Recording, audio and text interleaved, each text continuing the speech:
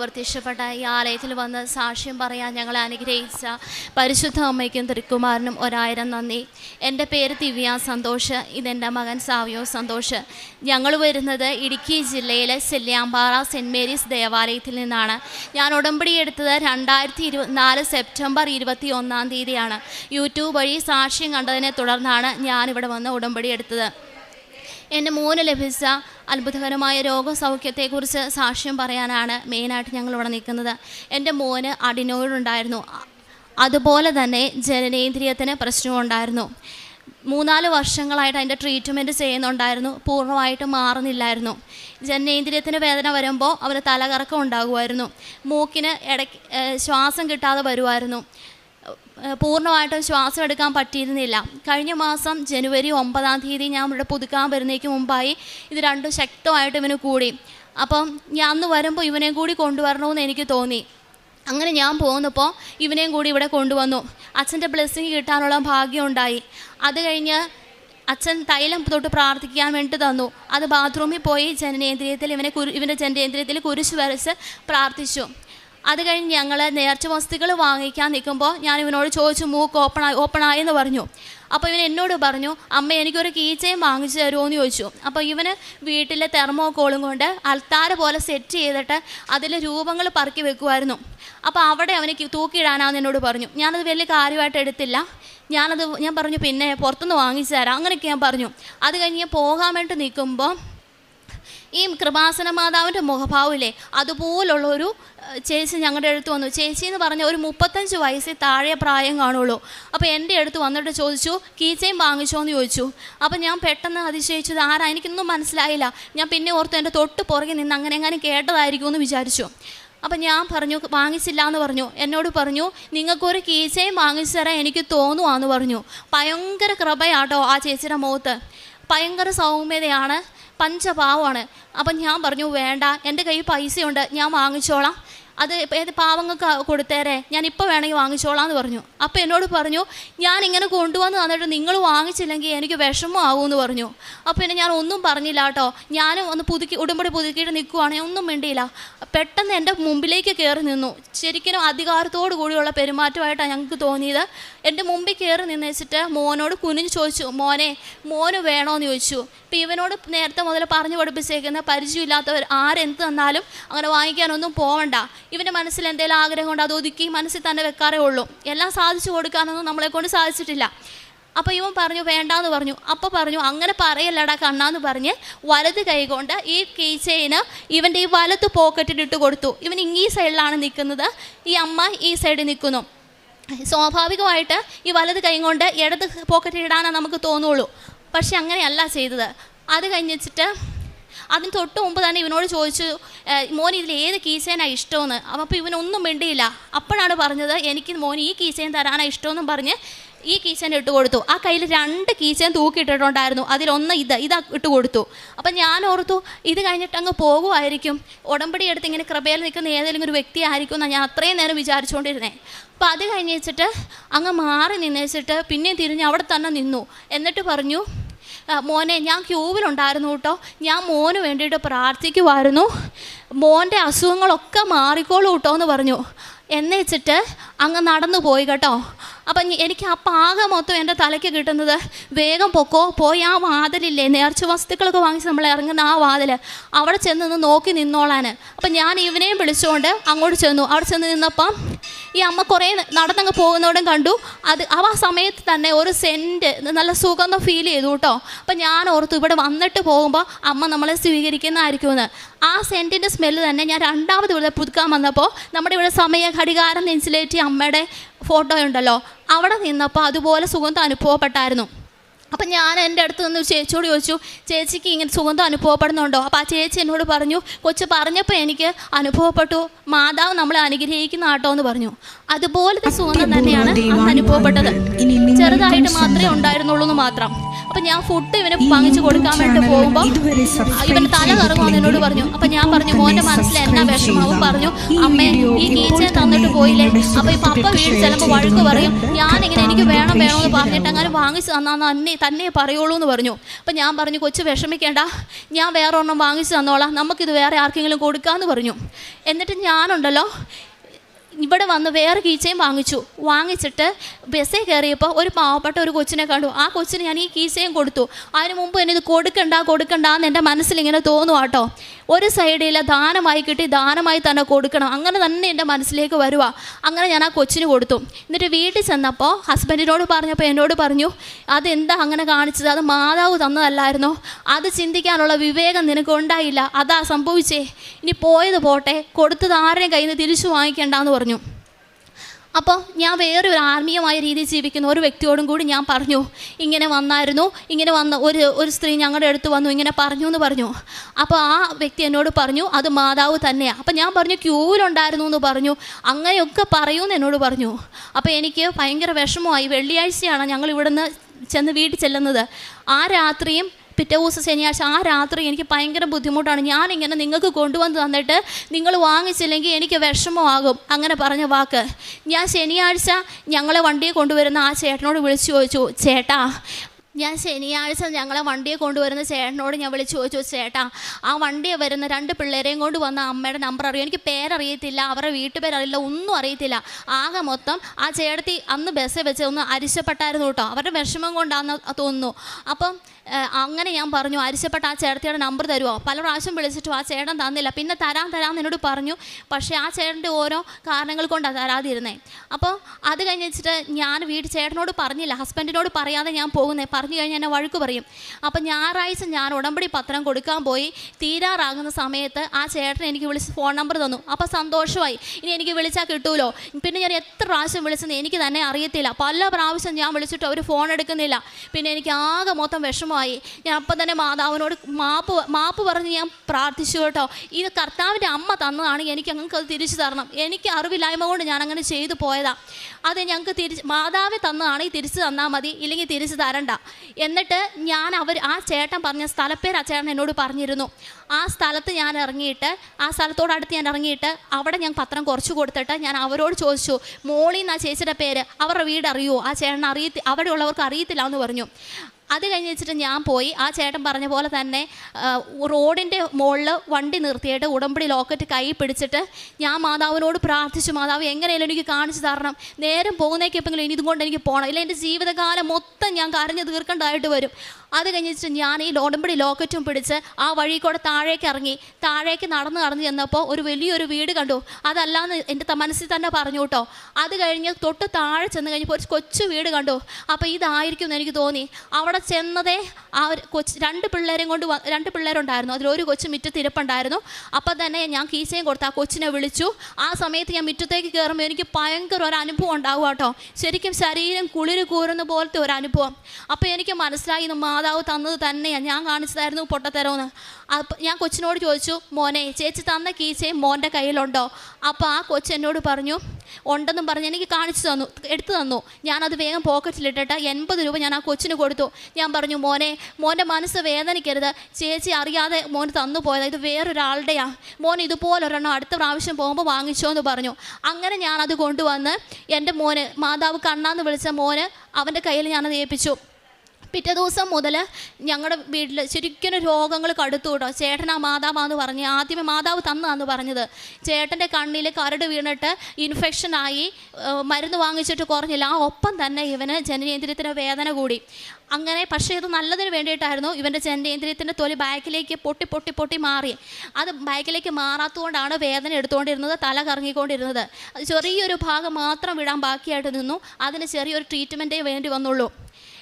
മാതാവിൻ്റെ ഇടപെടൽ കൊണ്ട് മാത്രം സൗഖ്യപ്പെട്ടതാണ്. ദൈവം ഞങ്ങൾക്ക് സാധിച്ചു തന്നതാണ്. അല്ലെങ്കിൽ ഇത് 2 ഓപ്പറേഷൻ ചെയ്യണമെന്ന് പറഞ്ഞതാണ്. മാതാവിന് ഈശോയ്ക്കും നന്ദി. അടുത്തതായിട്ട് പറയാനുള്ളത്, എനിക്കൊരു വിഷമം കയറുന്ന പോലത്തെ ഒരു പീഡയുണ്ടായിരുന്നു. അപ്പോൾ ഈ വിഷമം കയറുന്ന പോലത്തെ പീഡ വരുമ്പോൾ പൈശാചികമായിട്ടുള്ളൊരു പീഡ തന്നെയാണ്. ആ സമയത്ത് എനിക്കത് വിശദീകരിക്കണം പറയണമെങ്കിൽ ഒരു മനുഷ്യൻ എന്നെ കുത്തിക്കൊന്നാൽ അതിലും പുണ്യം കിട്ടും. അതുപോലെ ശക്തമാണ്. ഒന്നും ചെയ്യാൻ പറ്റാത്ത ഒരവസ്ഥ. ഞാൻ പല പ്രാർത്ഥനകളും പ്രാർത്ഥിച്ചു നോക്കി, മാറുന്നില്ലായിരുന്നു.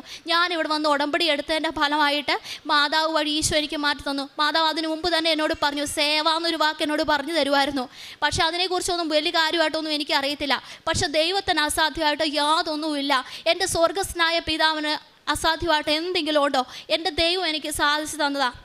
ഈ മാതാവ് ഞങ്ങൾക്ക് ഇവിടെ വന്ന് ഞങ്ങളോട് സംസാരിച്ചു എന്ന് പറയാൻ കാരണം ഒരു കാര്യമോടെ പറയാം. ഞങ്ങളോട് പറഞ്ഞത് ക്യൂവിലുണ്ടായിരുന്നു എന്ന് പറഞ്ഞു. ആ വന്ന അമ്മയുടെ കയ്യിലുണ്ടല്ലോ, ഈ കയ്യിൽ ഒരു പൊതി മാത്രമേ ഉള്ളൂ. പേഴ്സില്ല, ബാഗില്ല, ഒന്നുമില്ല. ഈ കയ്യിൽ 2 കീ ചെയിൻ മാത്രം. ഈ കയ്യിൽ ഇവിടെ നമ്മൾ നേർച്ച വസ്തുക്കൾ വാങ്ങിക്കുമ്പോൾ കിട്ടുന്ന ഒരു പാക്കറ്റ്. അതുകൊണ്ട് എങ്ങനെ അച്ഛനെ കാണുന്നേ? ഉടമ്പടി എടുക്കുന്ന പത്രം വേണം, അതുകൂടാതെ അച്ഛനെ കാണാനുള്ള ഡീറ്റെയിൽസ് വേണം. ഇതൊന്നും ആ അമ്മയുടെ കയ്യിൽ ഉണ്ടായിരുന്നില്ല. അപ്പോൾ ക്യൂവിലുണ്ടായിരുന്നു എന്ന് പറഞ്ഞപ്പോൾ തന്നെ അറിയാലോ, അത് അമ്മ നുണ പറഞ്ഞിട്ടുമില്ല. അമ്മേനെ കാണാനുള്ള കാഴ്ച ഞങ്ങൾക്ക് ഉണ്ടായില്ല. അത് തന്നെയാണ് സത്യം. പിന്നെ അമ്മ നോക്കുന്ന നോട്ടം, എനിക്ക് ഈ കീസയും കൈ കിട്ടിക്കഴിഞ്ഞിട്ടാട്ടോ ഇത് രണ്ടും ബോധ്യമാകുന്നത്. ഈ മാതാവിൻ്റെ കണ്ണൊന്ന് ശ്രദ്ധിച്ചേ, അങ്ങനെ എൻ്റെ മനസ്സിൽ തോന്നി. ഈ അമ്മ എങ്ങനെ നോക്കുമോ അതുപോലെ തന്നെയാണ്. വ്യത്യാസം എന്ന് പറയുന്നത് ഇത്രയും കവിളുണ്ടായിരുന്നില്ല. അത് മാത്രം എനിക്ക് വ്യത്യാസമായിട്ട് തോന്നിയുള്ളൂ. പിന്നെ ഹൈറ്റൊക്കെ എൻ്റെ അത്ര ഹൈറ്റേ ഉള്ളൂ, നോർമൽ ഗ്രാമറാണ് തോന്നിയത്. പിന്നെ എൻ്റെ കാഴ്ചപ്പാട് ഞാൻ മാതാവിനെ ചിന്തിച്ച് വെച്ചിട്ട് നല്ല ഹൈറ്റുള്ള അമ്മ, അതിസുന്ദരിയായ അമ്മ, അങ്ങനെയൊക്കെയാണ്. അതുകൊണ്ട് എനിക്ക് പെട്ടെന്ന് മനസ്സിലാക്കാതെ പോയതെന്നാണ് എനിക്ക് തോന്നുന്നത്.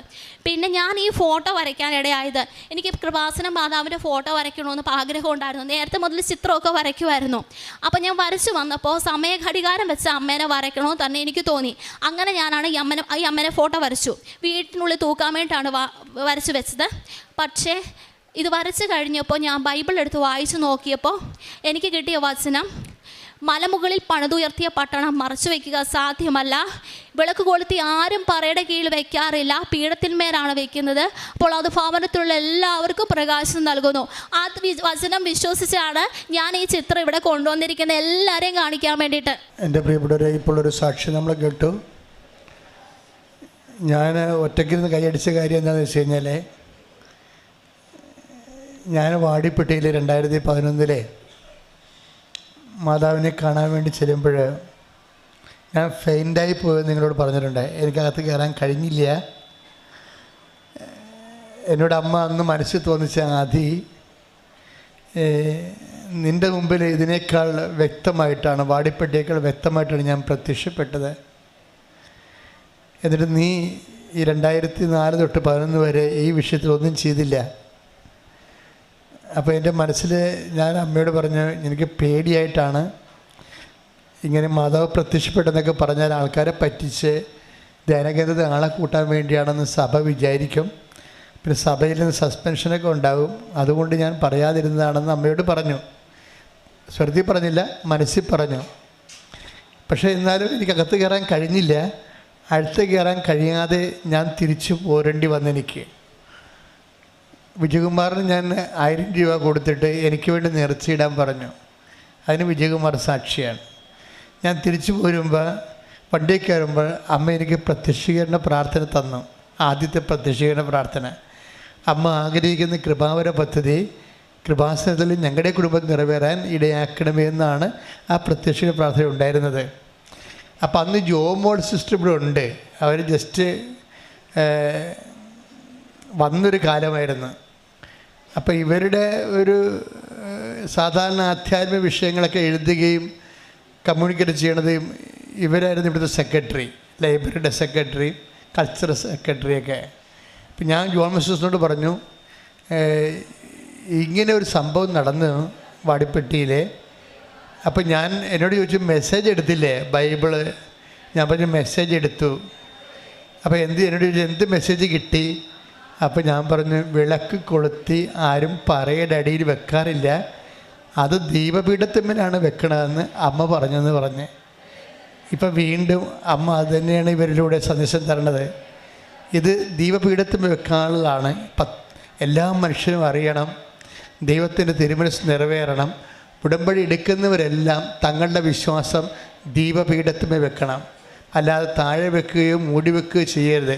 വിശ്വാസം ഏറ്റുപറയാനും പ്രത്യക്ഷീകരണം ഏറ്റുപറയാനും അതിലൂടെ ദൈവത്തിൻ്റെ പദ്ധതി ലോകത്തിന് കൈമാറാൻ വേണ്ടിയുള്ള ദൈവിക സ്വർഗീയ നടപടിയായിട്ടാണ് അമ്മ നമുക്ക് ഉടമ്പടി തന്നത്. അപ്പോൾ ഉടമ്പടി എടുക്കുന്ന ആൾക്കാർ നിങ്ങളുടെ സ്വകാര്യമായ ജീവിത പ്രശ്നങ്ങളിലേക്ക് കുടുങ്ങിപ്പോരുത്. അത് ഓട്ടോമാറ്റിക്കായിട്ട് നടക്കും. പക്ഷെ നിങ്ങൾ ചെയ്യേണ്ടത് വിശ്വാസം ദീപപീഠത്തിൽ വെച്ചുകൊണ്ട് 10 മനുഷ്യരുടെ മുമ്പിൽ ഈ പ്രത്യക്ഷീകരണത്തിൻ്റെ അക്രൈസ്തവ സഹോദരങ്ങൾക്ക് സാക്ഷ്യം പറയുമ്പോൾ അവർ പ്രത്യേകം പറയും, അമ്മ എന്നെ പ്രത്യക്ഷീകരണത്തിൻ്റെ സാക്ഷിയാക്കിയെന്ന്. അപ്പോൾ അവർക്ക് ബോധമുണ്ട് അതിനെക്കുറിച്ച് എന്താണ് നടക്കുന്നത്. കൃപാസനത്തിലെ ഇതൊരു ധ്യാന കേന്ദ്രമൊന്നുമല്ല, മറിച്ച് ദൈവിക പ്രത്യക്ഷപ്പെടലിന് സ്വർഗീയമായ ഒരു ലക്ഷ്യമുണ്ട്. അത് ലോകം മുഴുവൻ അറിയേണ്ടതാണ്. അങ്ങനെ അറിയിക്കാൻ വേണ്ടിയാണ് നമ്മൾ ദൈവമായിട്ട് ഉടമ്പടി ചെയ്യണതെന്നുള്ള ബോധ്യം വീണ്ടും അമ്മ അരക്കിട്ട് ഉറപ്പിക്കുകയാണ്. ഒരിക്കൽ കൂടി കൈയടിച്ചുകൊണ്ട് ഈ സാക്ഷ്യത്തിൽ നന്ദി പറയാം. നീ സ്ത്രീകളിൽ അനുഗ്രഹീതയാണ്, നിന്റെ ഉദരഫലവും അനുഗ്രഹീതവും. എൻ്റെ കർത്താവിൻ്റെ അമ്മ എൻ്റെ അടുത്ത് വരാനുള്ള ഭാഗ്യം എനിക്ക് എവിടെ നിന്ന്? അമ്മ പറഞ്ഞ പോലെ മൂക്കിന് ജനനത്തിന് അസുഖം മാറ്റിത്തന്ന കൃപാസന മാതാവിൻ്റെ തൃത്യ ദൈവത്തിന് ഓടാനും കൂടി നന്ദി പറയുന്നു. കഴിഞ്ഞ മാസം 9-ാം തീയതി ഞങ്ങളിവിടെ ഒന്ന് പോവാനിരിക്കുമ്പം ഈ മാതാവിൻ്റെ മോഭാവമുള്ള ഒരു ചേച്ചി ഞങ്ങളുടെ അടുത്ത് വന്നിട്ട് എൻ്റെ അമ്മയോട് ചോദിച്ചു, കീച്ചയും വാങ്ങിച്ചോന്ന്. അപ്പം എൻ്റെ അമ്മ പറഞ്ഞു ഇല്ലയെന്ന്. അപ്പം എൻ്റെ കർത്താവിൻ്റെ അമ്മ പറഞ്ഞു, എനിക്ക് നിങ്ങൾക്കൊരു കീച്ചയും മേടിച്ച് തരാൻ തോന്നുന്നുണ്ടെന്ന്. അപ്പോൾ എൻ്റെ അമ്മ പറഞ്ഞു, അയ്യോ വേണ്ട, എന്തെങ്കിലും പാവങ്ങൾക്ക് കൊടുത്താൽ ഞങ്ങളുടെ കയ്യിൽ പൈസ ഉണ്ട്, വേണമെങ്കിൽ ഇപ്പോൾ വാങ്ങിച്ചോളാം എന്ന് പറഞ്ഞു. അപ്പം എൻ്റെ കർത്താവിൻ്റെ അമ്മ പറഞ്ഞു, ഞാനിങ്ങനെ കൊണ്ടു തന്നിട്ട് നിങ്ങൾ വാങ്ങിച്ചില്ലെങ്കിൽ എനിക്ക് വിഷമമാവുമെന്ന് പറഞ്ഞു. അപ്പം പിന്നെ ഞങ്ങളൊന്നും പറഞ്ഞില്ല. പെട്ടെന്ന് എൻ്റെ അമ്മയുടെ മുമ്പിൽ എൻ്റെ കർത്താവിൻ്റെ അമ്മ കയറി നിന്നിട്ട് കുഞ്ഞ് എന്നോട് ചോദിച്ചു, മോന് വേണമെന്ന്. അപ്പോൾ എനിക്ക് വേണ്ട ഞാൻ പറഞ്ഞു. അപ്പോൾ എൻ്റെ കർത്താവിൻ്റെ അമ്മ പറഞ്ഞു, അങ്ങനെ പറയല്ലേടാ കണ്ണാന്ന് പറഞ്ഞ് എൻ്റെ വലുത് കവിളി പിടിച്ചു. എന്നിട്ട് എൻ്റെ കർത്താവിൻ്റെ അമ്മ 2 കീച്ചയും കാണിച്ചിട്ട് ചോദിച്ചു, മോന് ഇതിലേതാ ഇഷ്ടമെന്ന് ചോദിച്ചു. അപ്പം ഞാനൊന്നും പറഞ്ഞില്ല. അപ്പോൾ എൻ്റെ കർത്താവിൻ്റെ അമ്മ എനിക്ക് മോന് ഇതാ തരാൻ തോന്നുന്നതെന്ന് പറഞ്ഞ് എൻ്റെ വലുത് പോക്കറ്റിൽ ഈ കീച്ചൻ ഇട്ടിട്ട് ഇത് നീങ്ങി നിന്നിട്ട് പറഞ്ഞു, മോനെ ഞാൻ ക്യൂവിലുണ്ടായിരുന്നു, മോന് വേണ്ടിയിട്ട് പ്രാർത്ഥിക്കുമായിരുന്നു, മോൻ്റെ എല്ലാ അസുഖവും മാറിക്കോളും. എന്നിട്ട് പോയി. ഉടമ്പടി എഴുത്ത് വഴി ആത്മീയമായിട്ട് ദൈവമായിട്ട് ഒരുപാട് വളരാൻ സാധിച്ചു. ഏറ്റവും കൂടുതൽ പറഞ്ഞു കഴിഞ്ഞാൽ എന്ത് നേടി ഇത്രയും പുതുക്കിയിട്ടെന്ന് ചോദിച്ചു കഴിഞ്ഞാൽ ദൈവത്തെ നേടിയെന്ന് എനിക്ക് പറയാൻ സാധിക്കും. ഒരു വിഷമം വന്നാലും എന്നോട് പറയാറുണ്ട്, ദൈവം ഉണ്ടെന്ന് പറയാറുണ്ട്. ഞങ്ങളുടെ നാട്ടിലോ അല്ലെങ്കിൽ കുടുംബത്തിലൊക്കെ വെച്ചാലുണ്ടല്ലോ അവഗണിക്കപ്പെട്ടു, അല്ലെങ്കിൽ വലിയ സ്നേഹമൊന്നും കിട്ടേണ്ട പരിഗണന കിട്ടാതെയൊക്കെ പലപ്പോഴും പോയിട്ടുണ്ട്. പക്ഷേ എനിക്ക് പറയാൻ സാധിക്കും, എൻ്റെ ദൈവത്തിൻ്റെ അടുത്ത് എനിക്ക് സ്ഥാനമുണ്ട്. ആ സ്നേഹം കൂടുതലായിട്ട് എനിക്ക് അനുഭവിക്കാൻ സാധിച്ചത് ഈ ഉടമ്പടി എടുത്തത് വഴിയാണ്. പിന്നെ കാരുണ്യ പ്രവർത്തികളായിട്ട് ചെയ്തത്, ഞങ്ങൾ രോഗികൾക്ക് ഫുഡ് കൊടുത്തിട്ടുണ്ട്. പ്രായമായ അമ്മമാരെ ചെന്ന് കണ്ട് അവർക്ക് ചെറിയ ഫുഡുകൾ വാങ്ങിച്ചു കൊടുത്തിട്ടുണ്ട്. പത്രം വിതരണം ചെയ്ത് പൊതുസ്ഥലങ്ങളിലാണ് വിതരണം ചെയ്തിട്ടുള്ളത്. ഇത്രയും ഞങ്ങൾക്ക് ചെയ്തു തന്ന പരിശുദ്ധ അമ്മയ്ക്കും ത്രിത്വിക ദൈവത്തിനും കോടാനും കോടി നന്ദി.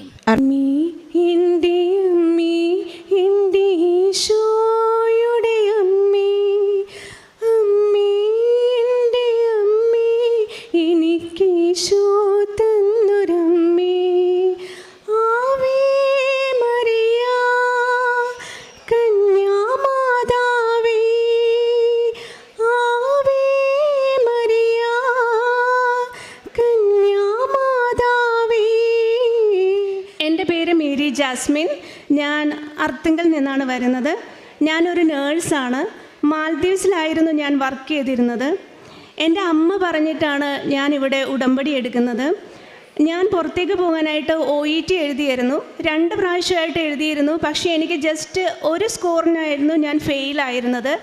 അപ്പോൾ എൻ്റെ അമ്മ പറഞ്ഞായിരുന്നു, നീ ഉടമ്പടി എടുത്താൽ നിനക്ക് കിട്ടുമെന്ന്. അർത്തിങ്കൽ ഇവിടെ അടുത്താണ്. എങ്കിൽ പോലും ഞാൻ കുഞ്ഞുനാൾ മുതൽ കൃപാസനത്തെക്കുറിച്ച് കേൾക്കുന്നുണ്ട്. എങ്കിലും എനിക്ക് അർത്തിങ്കൽ പള്ളിയിലും മാതാവുണ്ടല്ലോ, മാതാവിനോട് പ്രാർത്ഥിച്ചാൽ മതിയല്ലോ എന്നുള്ള ഒരു ഇതായിരുന്നു. പിന്നെ അമ്മ പറഞ്ഞതിന് ശേഷം ഞാൻ ഇവിടെ വന്ന് ഉടമ്പടി എടുത്ത് പോയിട്ട് ഞാൻ എഴുതി. വീണ്ടും എനിക്ക് റീഡിങ്ങിന് 1 സ്കോറിനായിരുന്നു എനിക്ക് പോയിരുന്നത്. പിന്നെ എനിക്ക് മനസ്സിലായി, ഞാൻ അനലൈസ് ചെയ്തു. അച്ഛൻ ധ്യാനത്തിൽ പറയുന്നത് പോലെ എന്നെ തന്നെ ഞാനൊന്ന് അനലൈസ് ചെയ്ത് നോക്കി. അപ്പോൾ എനിക്ക് മനസ്സിലായി എന്നിൽ എന്തോ ഒരു കുഴപ്പമുള്ളത് കൊണ്ടാണ് എനിക്ക് ഉടമ്പടി എടുത്തിട്ടും കിട്ടാതിരുന്നതെന്ന്. ഞാനപ്പോൾ അനലൈസ് ചെയ്തപ്പോൾ എനിക്ക് മനസ്സിലായി ഞാൻ കുർബാനയൊന്നും കറക്റ്റായിട്ട് കൂടുന്നില്ല എന്ന്. പിന്നെ മാലദ്വീപിലായിരിക്കുന്നത് കൊണ്ട് അവിടെ കുർബാനയ്ക്കൊന്നും പോകാൻ സാധിക്കില്ല, അതൊരു മുസ്ലിം കൺട്രി ആയതുകൊണ്ട്. പിന്നെ ഞാൻ ഓൺലൈൻ തന്നെ കുർബാനയൊക്കെ കൂടാൻ തുടങ്ങി, കറക്റ്റായിട്ട് പാലിക്കാൻ തുടങ്ങി.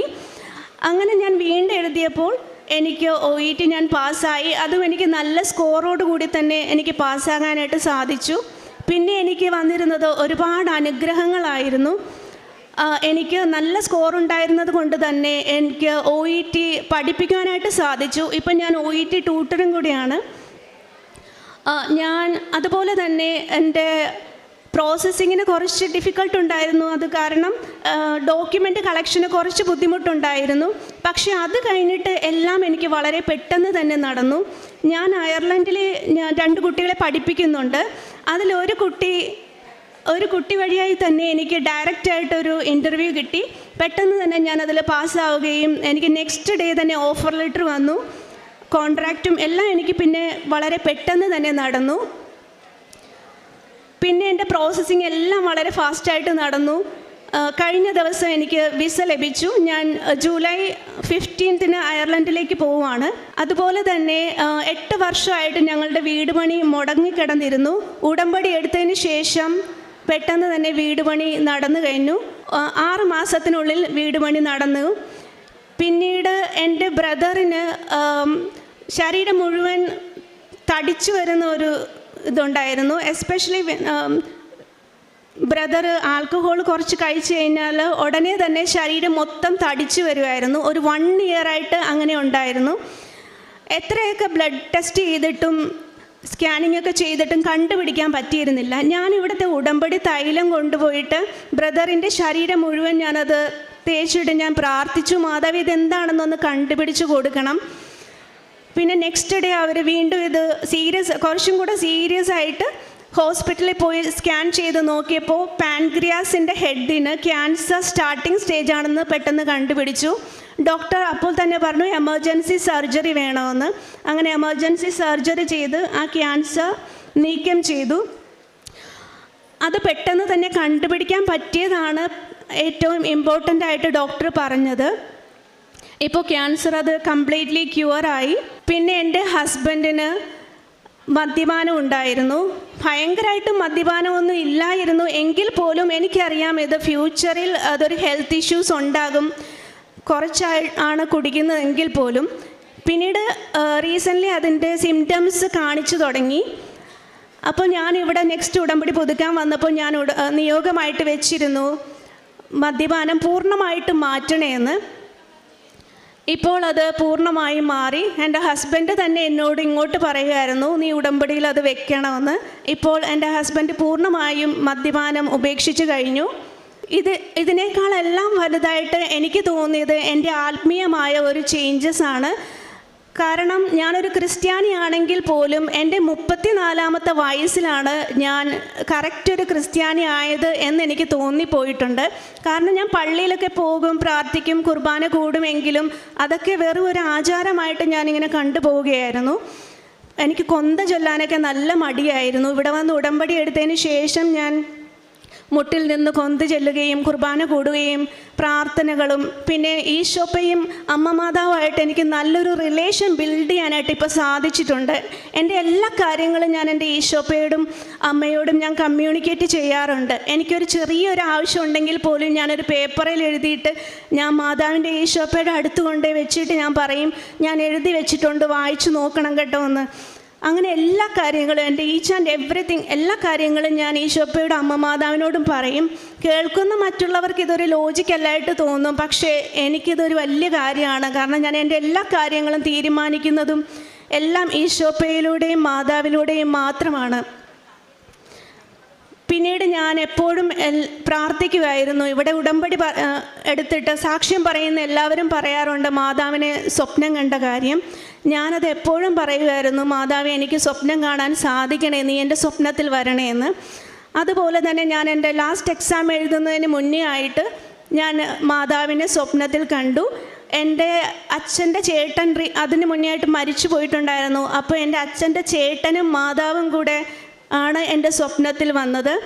അപ്പോൾ എനിക്ക് ഭയങ്കര സന്തോഷമായി. കാരണം എൻ്റെ അച്ഛൻ്റെ ചേട്ടനും സ്വർഗത്തിൽ പോയിട്ടുണ്ടല്ലോ എന്ന് ഓർത്തിട്ട് എൻ്റെ മാതാവ് ഒരു വൈറ്റ് ഡ്രസ്സിലാണ് എൻ്റെ അടുത്തേക്ക് വന്നത്. എൻ്റെ കയ്യിൽ പിടിച്ച് മുഖത്തിങ്ങനെ തട്ടി ചിരിച്ചു.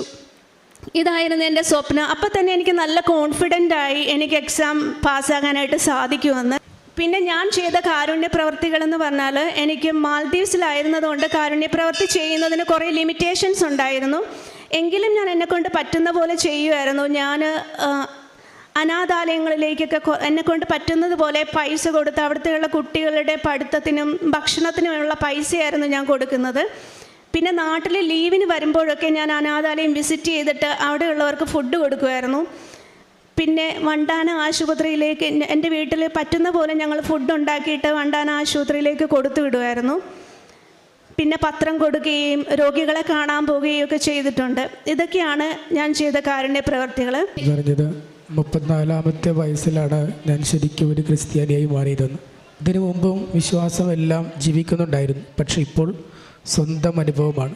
മുമ്പ് മറ്റുള്ളവരുടെ അനുഭവങ്ങൾ കേട്ടെങ്കിൽ ഇപ്പോൾ മേരി ജാസ്മിന് പറയാനുള്ളത് സ്വന്തം അനുഭവത്തിൽ നിന്നാണ്. ഇവിടെ വന്നത് ആദ്യമേ OET പാസ്സാകാത്ത സമയത്താണ്, 2 പ്രാവശ്യം പാസ്സാകാത്ത സമയത്താണ്. ഇന്ന് മേരി ജാസ്മിൻ പഠിപ്പിക്കുകയാണ്, OET കുട്ടികൾക്ക് പഠിപ്പിക്കുകയാണ്. അതേപോലെ ദൈവം ഇടപെട്ടു എന്ന് വ്യക്തമാവുന്നത് ആ വീട് പണി തടസ്സമായി കിടന്നിരുന്നത് 7 വർഷം തടസ്സമായത് ഉടമ്പടി എടുത്തു കഴിഞ്ഞപ്പോൾ അത് വേഗത്തിലാണ് നടന്നു പൂർത്തിയായി തീരുന്നത്. ദൈവം ഇടപെടുമ്പോൾ അങ്ങനെയാണ്, അതിവേഗമാണ് നമ്മുടെ വിഷയങ്ങളൊക്കെ പരിഹരിക്കപ്പെടുന്നത്. ലൂക്ക 1:49 ശക്തനായവൻ എനിക്ക് വൻ കാര്യങ്ങൾ ചെയ്തിരിക്കുന്നു, അവിടുത്തെ നാമം പരിശുദ്ധമാണ്. വലിയ കാര്യങ്ങൾ ലഭിച്ചതിൻ്റെ സന്തോഷമാണ് ഈ ഉടമ്പടി, ഈ സാക്ഷ്യത്തിൽ നമ്മൾ കേട്ടത്. അതേപോലെ തന്നെ ബ്രദറിൻ്റെ രോഗം കണ്ടുപിടിച്ച് അത് ചികിത്സ നേടി മാറ്റാൻ കഴിയുന്നതെല്ലാം അമ്മയുടെ പ്രത്യേക മാധ്യസ്ഥതയിലാണ്. അതുപോലെ തന്നെ കാരുണ്യ പ്രവൃത്തിയായിട്ട് ഞാൻ സാമ്പത്തികമായി ബുദ്ധിമുട്ടുണ്ടായിട്ട് OET പഠിക്കാതിരിക്കുന്ന കുട്ടികളെ ഞാൻ ഫ്രീ ആയിട്ട് പഠിപ്പിച്ചു കൊടുക്കുമായിരുന്നു.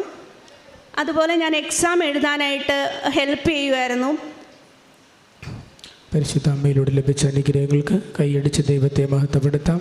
യേശുവേ നന്ദി, യേശുവേ സ്തോത്രം, യേശുവേ ആരാധന.